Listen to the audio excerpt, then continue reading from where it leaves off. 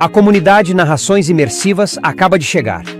Torne-se membro e tenha acesso a todos os nossos livros, sem interrupções ou propagandas. E em formato de MP3, ouça diretamente da nossa plataforma no Hotmart. Por menos de uma Coca-Cola por mês, você assina nossa comunidade e apoia diretamente nosso trabalho. Não perca mais tempo e venha curtir mais uma forma de ouvir Narrações Imersivas. Link para assinar a comunidade na descrição ou no primeiro comentário fixado.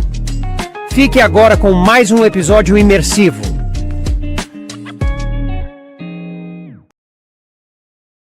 Percy Jackson e os Olimpianos.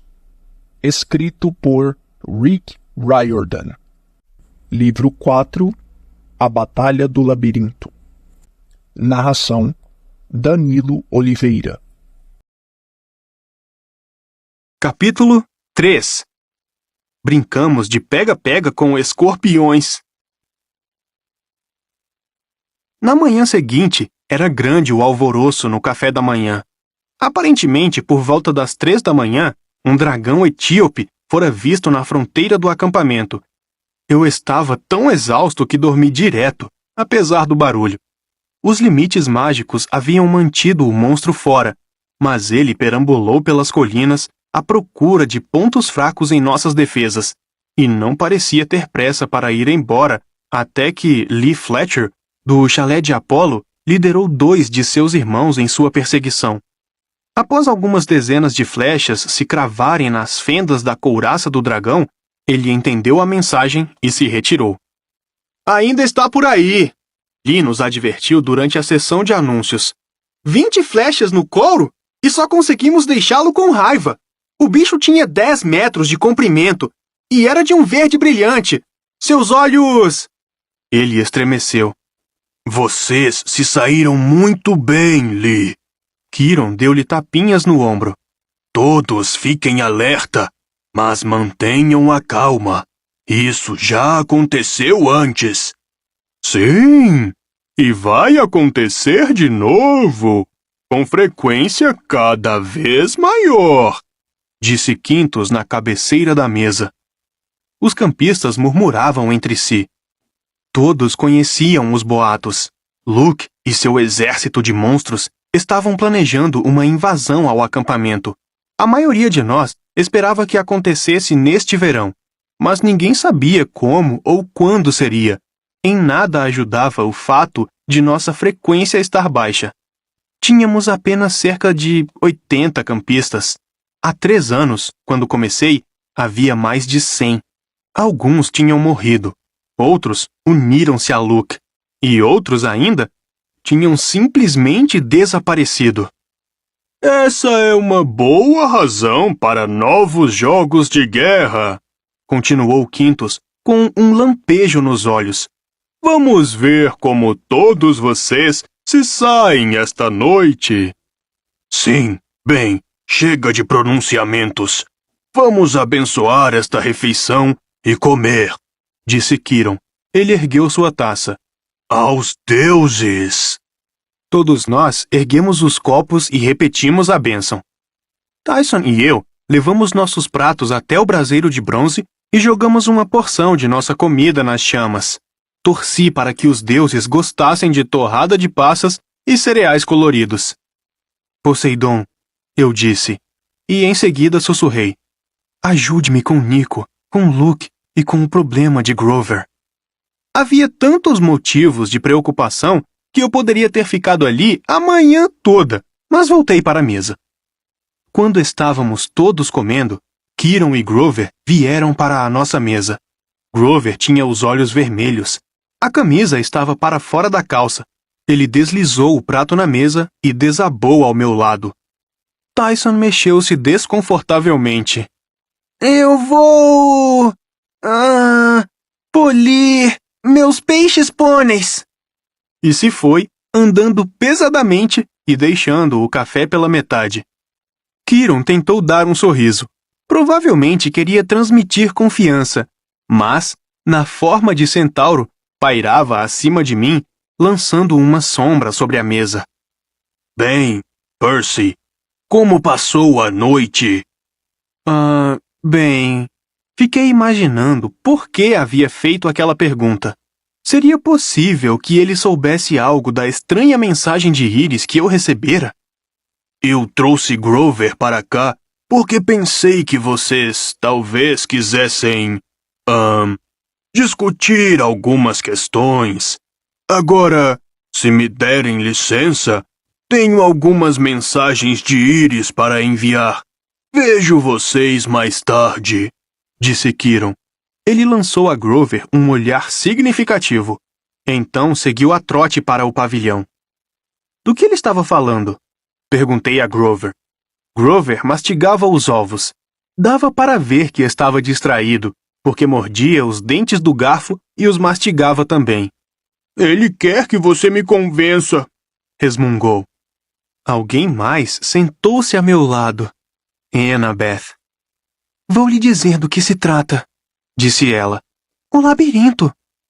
Era difícil me concentrar no que ela estava dizendo, porque todos no pavilhão do refeitório nos olhavam pelo canto do olho, sussurrando. E Annabeth estava bem a meu lado. E quero dizer, bem a meu lado. Você não deveria estar aqui, eu disse. Precisamos conversar, insistiu ela. Mas as regras... Ela sabia tão bem quanto eu que os campistas não tinham permissão para trocar de mesa. Os sátiros eram diferentes. Eles não eram de fato semideuses. Mas os meios-sangues tinham de se sentar com os de seus chalés. Eu não tinha nem certeza de qual era a punição para quem trocava de mesa. Nunca vira isso acontecer.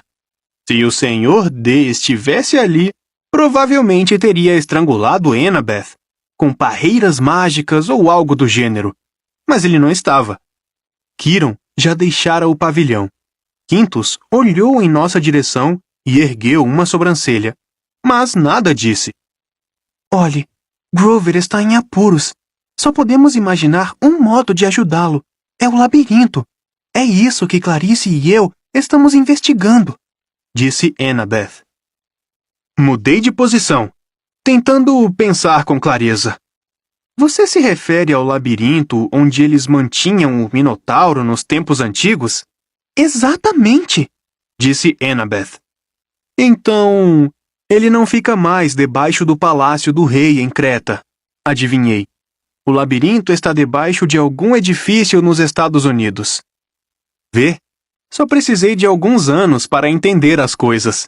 Eu sabia que lugares importantes deslocavam-se com a civilização ocidental, como o Monte Olimpo, que agora estava em cima do Empire State Building, e a entrada para o mundo subterrâneo, que ficava em Los Angeles. Eu me senti muito orgulhoso de mim mesmo. Annabeth revirou os olhos. Debaixo de um edifício?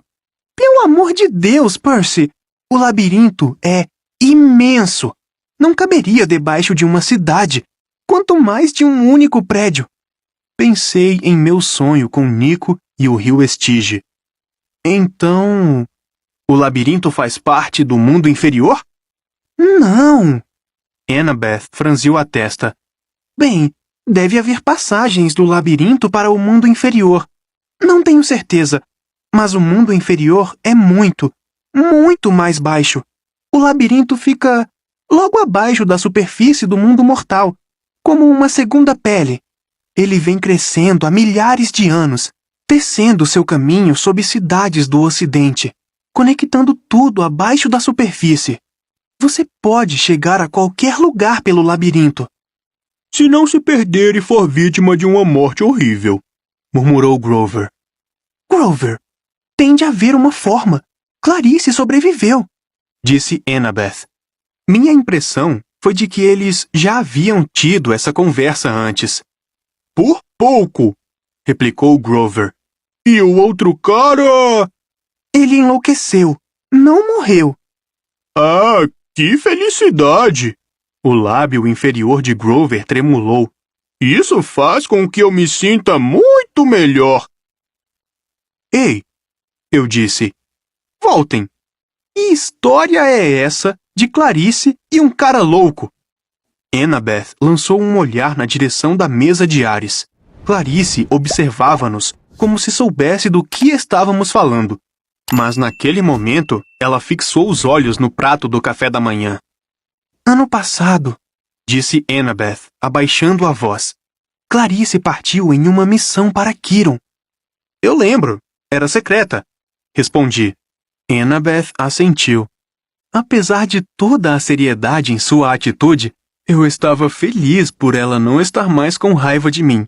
E eu até gostava do fato de ela ter quebrado as regras e ter vindo sentar-se ao meu lado. Era segredo, concordou Annabeth, porque ela encontrou Chris Rodrigues, o cara do chalé de Hermes. Eu o tinha conhecido 2 anos antes. Nós havíamos espionado Chris Rodrigues a bordo do navio de Luke, o Princesa Andrômeda. Chris era um dos meios-sangues que haviam abandonado o acampamento e se unido ao exército do Titã. Exatamente! No verão passado, ele simplesmente apareceu em Phoenix, no Arizona, perto da casa da mãe de Clarice, disse Annabeth. O que quer dizer com simplesmente apareceu? Ele estava perambulando pelo deserto a quase 50 graus, vestindo uma armadura grega completa, tagarelando sobre fio. Fio, repeti. Tinha enlouquecido completamente.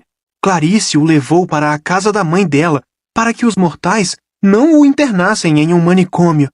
Ela tentou cuidar dele, ajudá-lo a se curar. Kiron foi até lá e conversou com ele, mas não foi de grande ajuda. A única informação que conseguiram foi: os homens de Luke estão explorando o labirinto. Estremeci, sem saber exatamente por quê. Pobre Chris. Não era um garoto mau. O que poderia tê-lo feito enlouquecer? Olhei para Grover, que mastigava o restante do garfo. Ok. Por que eles estavam explorando o labirinto? Perguntei. Não tínhamos certeza, disse Annabeth. Foi por isso que Clarice partiu em uma expedição de patrulha. Kiron manteve tudo em sigilo porque não queria ninguém em pânico. Ele me envolveu porque... Bem, o labirinto sempre foi um de meus temas favoritos. A arquitetura envolvida... Sua expressão tornou-se um tantinho sonhadora. O construtor, Dédalo, era um gênio. Mas a questão é que o labirinto tem entradas por toda parte. Se Luke conseguir descobrir como se orientar nele, poderá deslocar seu exército com incrível velocidade.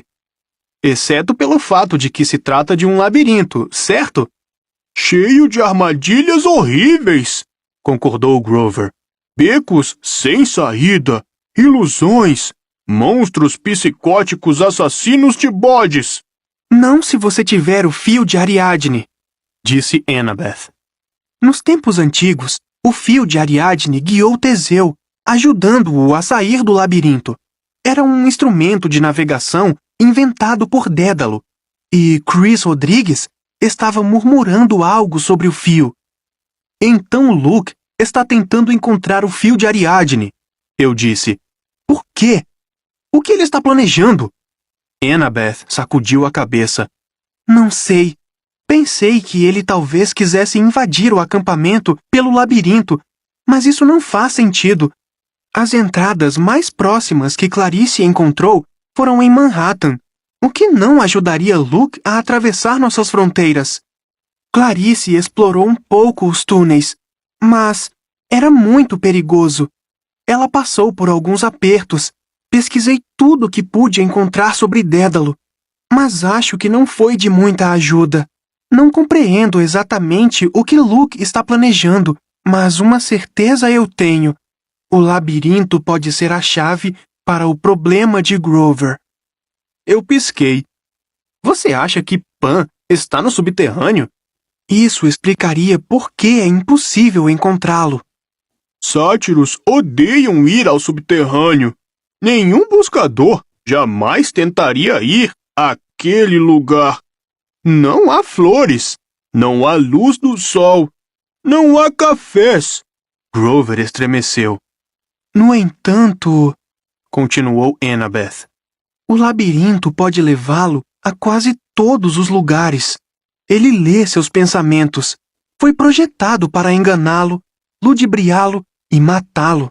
Mas, se você puder fazer o labirinto trabalhar para você, ele poderia levá-lo ao Deus selvagem, eu disse.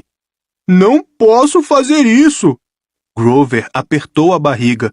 Só de pensar, já tenho vontade de vomitar meus talheres. Grover, pode ser sua última chance. O conselho é sério. 1 semana, ou você vai aprender sapateado, disse Annabeth. Na mesa principal, Quintus pigarreou. Eu tinha a sensação de que ele não queria fazer uma cena, mas Annabeth estava indo longe demais, ficando à minha mesa por tanto tempo. Conversamos mais tarde. Annabeth apertou meu braço um pouco forte demais. Convença-o, está bem? Ela voltou para a mesa de Athena, ignorando todos que a olhavam. Grover enterrou a cabeça nas mãos. Não posso fazer isso, Percy. Minha licença de buscador. Pan, vou perder tudo. Vou ter de abrir um teatro de marionetes. Não diga isso. Vamos encontrar uma solução. Ele me olhou com os olhos cheios de lágrimas. Percy, você é meu melhor amigo. Já me viu no subterrâneo, naquela caverna daquele ciclope. Acha mesmo que eu poderia... Sua voz falhou. Lembrei-me do Mar de Monstros, quando ele ficara preso na caverna de um ciclope.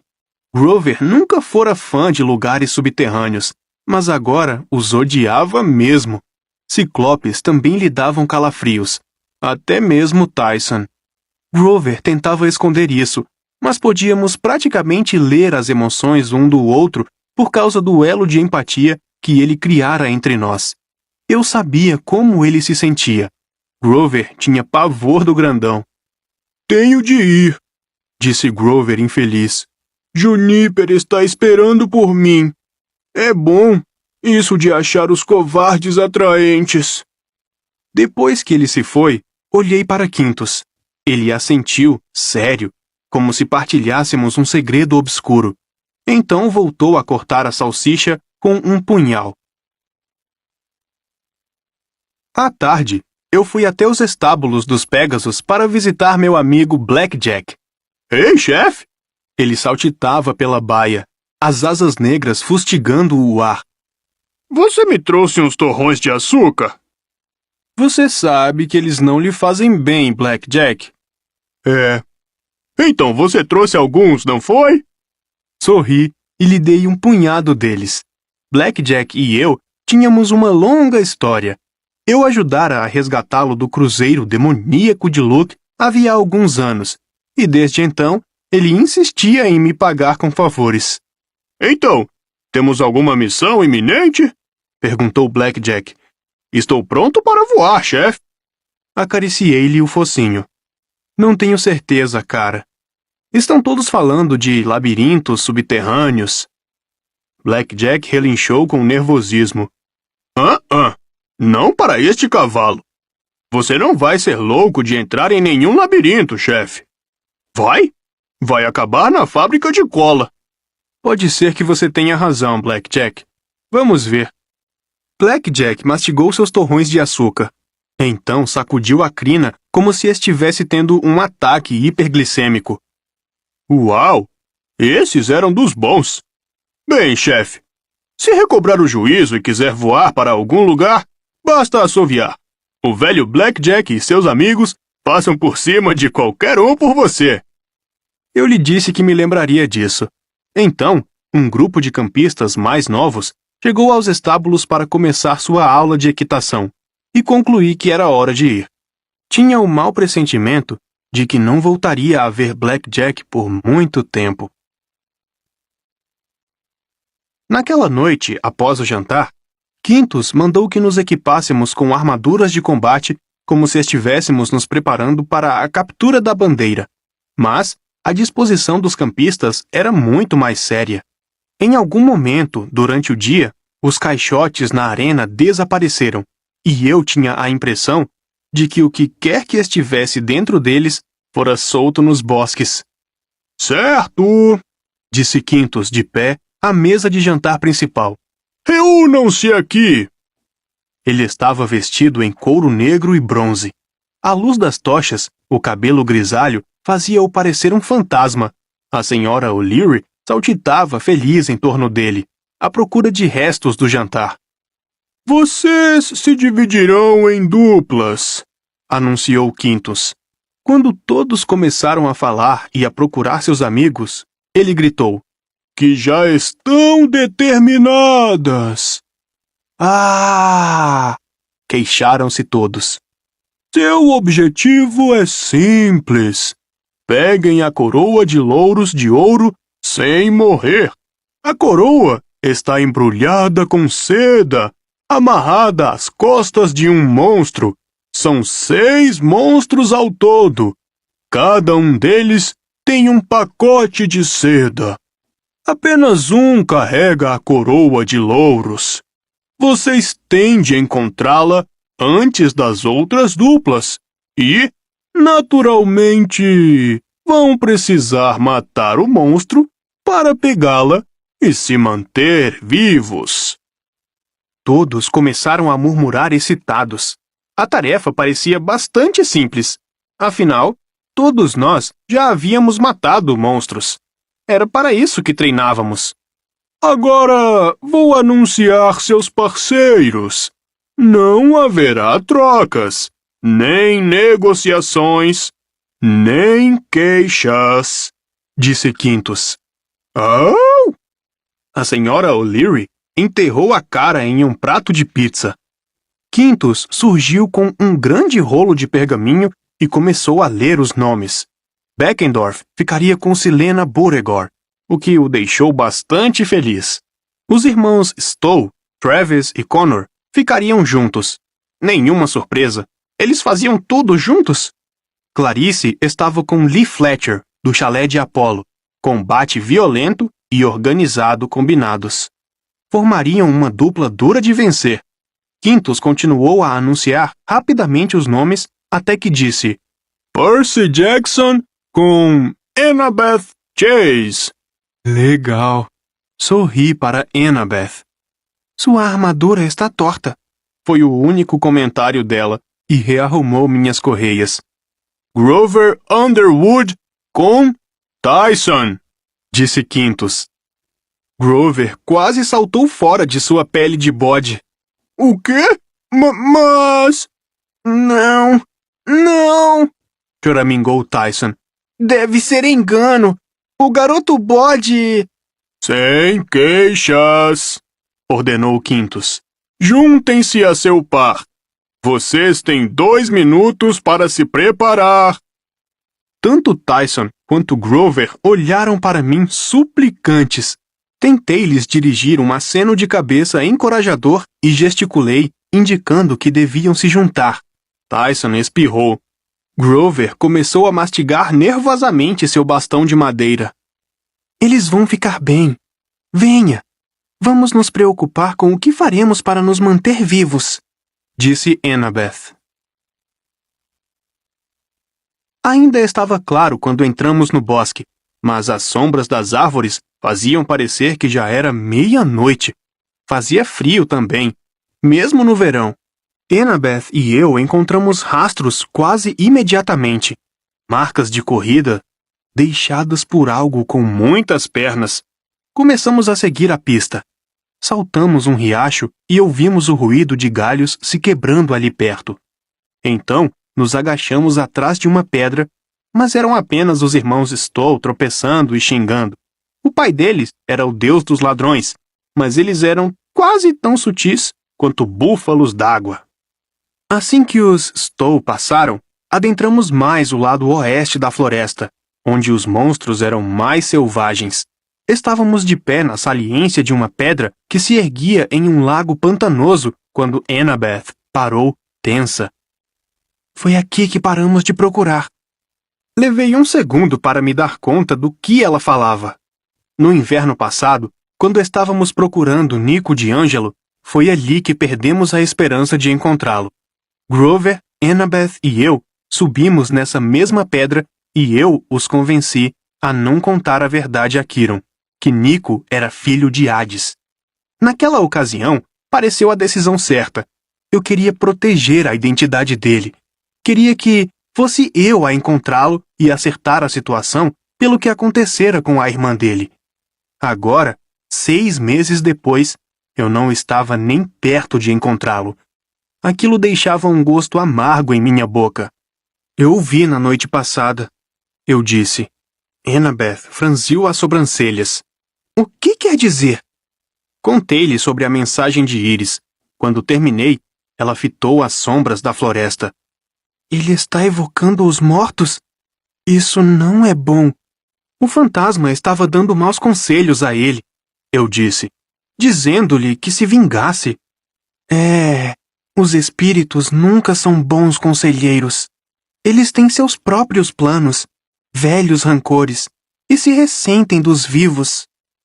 Ele virá atrás de mim, afirmei. O espírito mencionou um labirinto. Ela assentiu. Isso resolve tudo. Precisamos decifrar o labirinto. Talvez, eu disse, num tom desconfortável. Mas quem enviou a mensagem de Iris? Se Nico não sabia que eu estava lá... Um galho partiu-se na floresta. Folhas secas farfalharam. Algo grande se movia entre as árvores, logo depois da elevação do terreno. Esses não são os irmãos Stoll, sussurrou Annabeth. Sacamos a espada ao mesmo tempo. Chegamos ao punho de Zeus, uma imensa pilha de rochas no meio do bosque ocidental. Era um marco natural, onde os campistas se reuniam em expedições de caça, mas agora ninguém estava ali. Lá adiante, sussurrou Annabeth. Não, espere, eu disse, atrás de nós. Era estranho. Ruídos apressados pareciam vir de várias direções. Estávamos circundando as pedras, espadas em punho, quando alguém bem atrás de nós disse: Oi! Giramos e a ninfa das árvores Juniper gritou: Abaixem estas coisas! Protestou ela. Dríades não gostam de lâminas afiadas, está bem? Juniper, disse Annabeth, expirando o ar. O que está fazendo aqui? Eu moro aqui. Baixei a espada. Nas pedras? Ela apontou para os limites da clareira. No junípero. Fazia sentido, e eu me senti um tanto estúpido. Convivia com dríades havia anos, mas não conversava muito com elas. Sabia que não podiam se afastar muito de suas árvores, as quais eram sua fonte de vida, mas não compreendia muito mais. Vocês estão ocupados? Perguntou Juniper. Bem, estamos no meio desse jogo contra um bando de monstros e estamos tentando não morrer, eu disse. Não estamos ocupados, disse Annabeth. Qual o problema, Juniper? Ela fungou, enxugou os olhos com a manga da camisa de seda. É Grover! Ele parece tão distraído. Ficou o ano todo fora, à procura de pã. E cada vez que volta, fica pior. A princípio, pensei que talvez estivesse de olho em outra árvore. Não, disse Annabeth, quando Juniper começou a chorar. Tenho certeza de que não é isso. Uma vez, ele teve uma quedinha por um arbusto de mirtilo, disse Juniper infeliz. Juniper, Grover nunca nem mesmo olharia para outra árvore. Ele só está tenso por causa da licença de buscador, disse Annabeth. Ele não pode ir ao subterrâneo, protestou ela. Vocês não podem deixá-lo ir. Annabeth parecia desconfortável. Essa pode ser a única maneira de ajudá-lo, se ao menos soubéssemos por onde começar. Juniper enxugou uma grande lágrima verde em sua bochecha. Sobre isso... Outro ruído no meio da mata, e Juniper gritou. Escondam-se! Antes que eu pudesse perguntar por quê, ela fez puff e se transformou em névoa verde. Annabeth e eu nos viramos. Saindo de uma mata, vinha um artrópode cor de âmbar brilhante, de 3 metros de comprimento. com pinças dentadas, cauda encoraçada e um ferrão tão longo quanto minha espada. Um escorpião. Amarrado em suas costas, havia um pacote de seda vermelha. Um de nós se aproxima por trás, disse Annabeth enquanto o bicho vinha ruidosamente em nossa direção, e decepa a cauda enquanto o outro o distrai pela frente. Eu assumo a dianteira. Você tem o boné da invisibilidade, falei. Ela assentiu. Havíamos lutado juntos tantas vezes que conhecíamos os movimentos um do outro. Podíamos fazer aquilo com facilidade, mas todo o plano foi por água abaixo quando outros 2 escorpiões surgiram da mata. 3! Disse Annabeth. Não é possível! Um bosque inteiro e metade dos monstros vem para nós! Engoli em seco. De 1, nós podíamos dar conta. 2, com um pouco de sorte. 3, impossível! Os escorpiões correram em nossa direção, açoitando as caudas com ferrão, como se estivessem ali apenas para nos matar. Annabeth e eu colamos as costas contra a pedra mais próxima. Escalamos? Perguntei. Não dá tempo, respondeu ela. Tinha razão. Os escorpiões já nos rodeavam. Estavam tão próximos que eu podia ver as bocas hediondas espumando, adivinhando uma bela e suculenta refeição de semideuses. Cuidado! Annabeth aparou o ataque de um ferrão com a face da lâmina da espada. Ataquei com contracorrente, mas o escorpião recuou, saindo de meu alcance. Escalamos as rochas de lado, mas os escorpiões nos seguiram. Investi contra outro, mas tomar a ofensiva era perigoso demais. Se eu atacasse o corpo, a cauda apunhalava de cima para baixo. Se atacasse a cauda, as pinças do animal vinham de ambos os lados e tentavam me agarrar. Tudo o que podíamos fazer era nos defender, mas não conseguiríamos por muito mais tempo. Dei mais um passo para o lado, e de repente não havia nada atrás de mim. Era uma fenda entre 2 das rochas maiores, pela qual eu passara provavelmente 1 milhão de vezes. Mas... aqui! Eu disse. Annabeth deu um golpe em um dos escorpiões e então me olhou como se eu fosse louco. Aí? É estreito demais. Eu lhe dou cobertura. Vá! Ela abaixou-se atrás de mim e começou a se espremer entre as 2 rochas. Então gritou e agarrou as tiras de minha armadura. E de repente eu me vi caindo em um fosso que não estava ali 1 segundo antes. Podia ver os escorpiões acima de nós, o céu púrpura do crepúsculo e as árvores. Em seguida, o buraco se fechou como a lente de uma câmera e ficamos na mais completa escuridão. Nossa respiração ecoava na pedra. Estava molhado e frio. Eu me vi sentado em um chão irregular que parecia feito de tijolos. Ergui contra a corrente. O leve brilho da lâmina foi suficiente para iluminar o rosto assustado de Annabeth e as paredes de pedra cobertas de limo que nos cercavam. Onde estamos? Perguntou Annabeth. Seja lá onde for, a salvo dos escorpiões. Tentei parecer calmo, mas estava morrendo de medo. A fenda entre as rochas não podia levar a uma caverna. Eu saberia se existisse uma cavidade ali. Tinha certeza disso. Era como se o chão tivesse se aberto e nos engolido. Tudo que me vinha à cabeça era a fissura no pavilhão do refeitório, onde aqueles esqueletos haviam sido engolidos no verão passado. Perguntei-me se o mesmo havia acontecido conosco. Ergui novamente a espada, em busca de luz. É uma sala comprida, murmurei. Annabeth agarrou meu braço.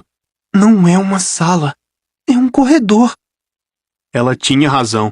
A escuridão parecia vazia à nossa frente. Havia uma brisa morna, como nos túneis do metrô. Só que o lugar parecia ser mais antigo, de alguma forma, mais perigoso. Comecei a avançar, mas Annabeth me deteve. Não dê mais nenhum passo, alertou ela. Precisamos encontrar a saída. Ela agora parecia assustada de verdade. Está tudo bem, prometi. É logo...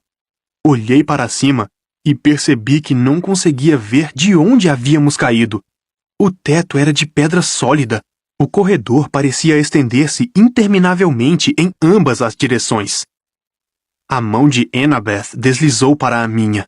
Em outras circunstâncias, eu teria me sentido constrangido, mas ali na escuridão, fiquei feliz em saber onde ela estava. Era praticamente minha única certeza. 2 passos atrás, advertiu ela. Recuamos juntos, como se estivéssemos em um campo minado. Ok, e me ajude a examinar as paredes, disse ela. Para quê? A marca de Dédalo, disse ela, como se isso devesse fazer sentido. Ah, ok. Que tipo de... Achei! Exclamou ela com alívio. Annabeth pousou a mão na parede e pressionou uma minúscula fissura que começou a emitir uma luz azul. Um símbolo surgiu, a letra delta, do grego antigo. O teto deslizou abrindo-se, e vimos o céu noturno, as estrelas cintilando. Estava bem mais escuro do que deveria. Degraus de metal surgiram na parede, levando para cima, e eu podia ouvir as pessoas gritando nossos nomes. Percy! Annabeth!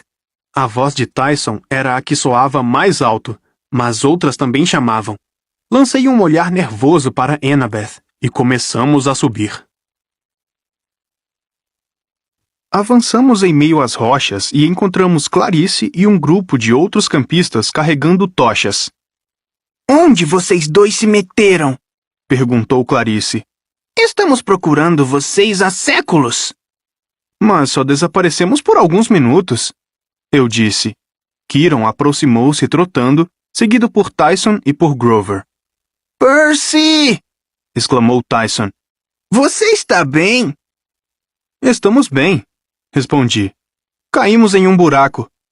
Os outros olharam, céticos, para mim e em seguida para Annabeth. É verdade! Exclamei. Estávamos sendo atacados por 3 escorpiões. Então corremos e nos escondemos nas rochas. Mas só nos ausentamos por 1 minuto. Vocês estão desaparecidos há quase 1 hora, afirmou Kieran. O jogo já acabou. Murmurou Grover. Teríamos vencido, mas um ciclope se sentou em cima de mim. Foi um acidente, protestou Tyson e espirrou. Clarice usava a coroa de louros de ouro, mas nem se gabou de tê-la conquistado, o que não era próprio dela. Um buraco? Perguntou desconfiada. Annabeth respirou fundo e olhou para os outros campistas à volta. Kieran... Talvez devêssemos falar sobre isso na casa grande. Clarice respirou fundo. Vocês encontraram, não foi? Annabeth mordeu o lábio. Sim, encontramos. Vários campistas começaram a fazer perguntas, parecendo tão confusos quanto eu, mas Kieran ergueu a mão, pedindo silêncio. Esta noite não é o momento, e tampouco este é o lugar certo. Ele olhou para as rochas como se tivesse acabado de perceber como eram perigosas. Todos vocês, de volta para seus chalés. Durmam um pouco. Foi um jogo bem executado, mas já passou da hora de se recolherem. Houve muitos murmúrios e queixas, mas os campistas se dispersaram, conversando entre si e me lançando olhares desconfiados. Isso explica muita coisa, disse Clarice. Explica o que Luke está procurando. Espere um segundo, eu disse. O que vocês estão dizendo? O que foi que encontramos? Annabeth voltou-se para mim, os olhos turvos de preocupação. Uma entrada para o labirinto. Uma rota de invasão saindo direto no coração do acampamento.